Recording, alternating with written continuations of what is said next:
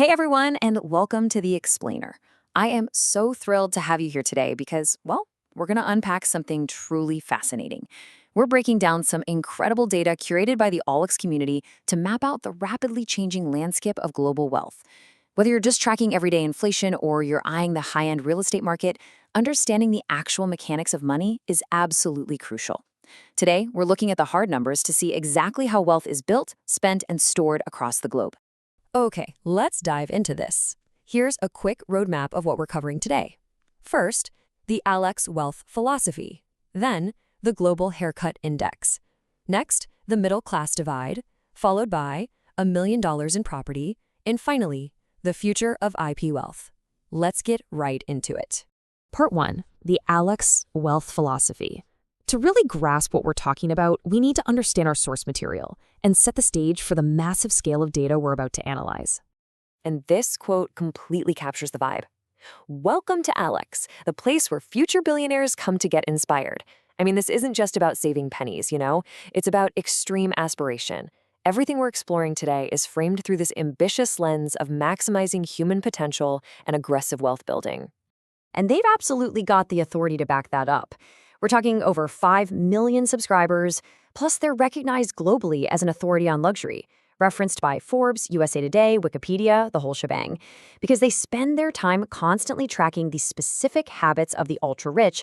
They offer us this incredibly unique, data-driven perspective on what money actually buys out in the real world. Moving on to Part 2, the Global Haircut Index.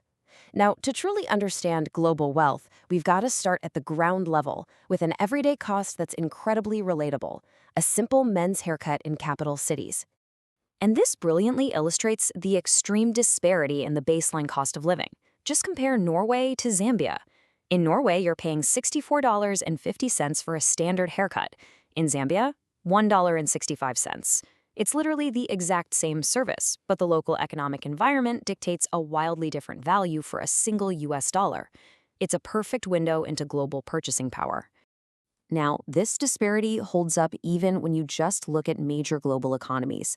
Japan sits near the top at $56, while the US is at $44, and England is roughly $36.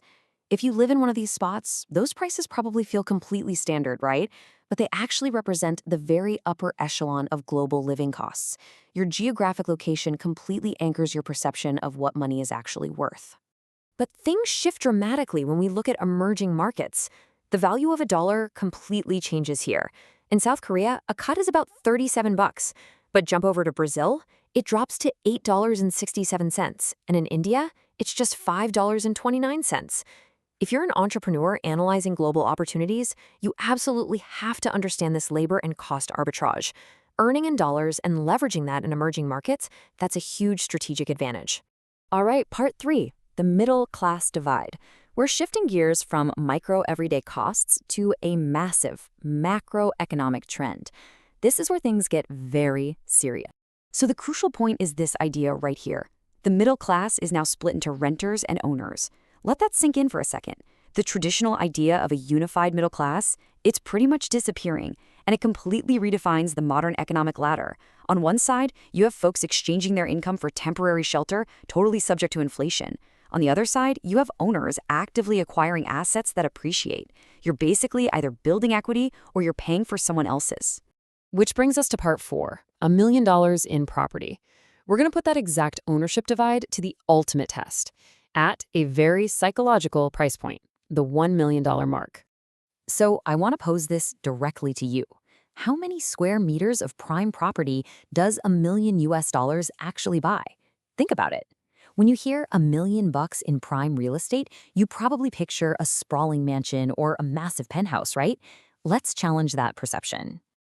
Now, what's really interesting about this is how incredibly small the real estate footprint is for $1 million in these ultra-dense luxury markets.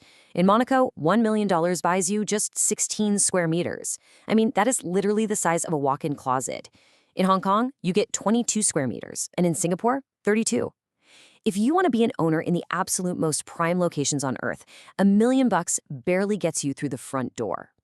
Comparing other major hubs, London and New York, are still a really tight squeeze at 33 and 34 square meters respectively.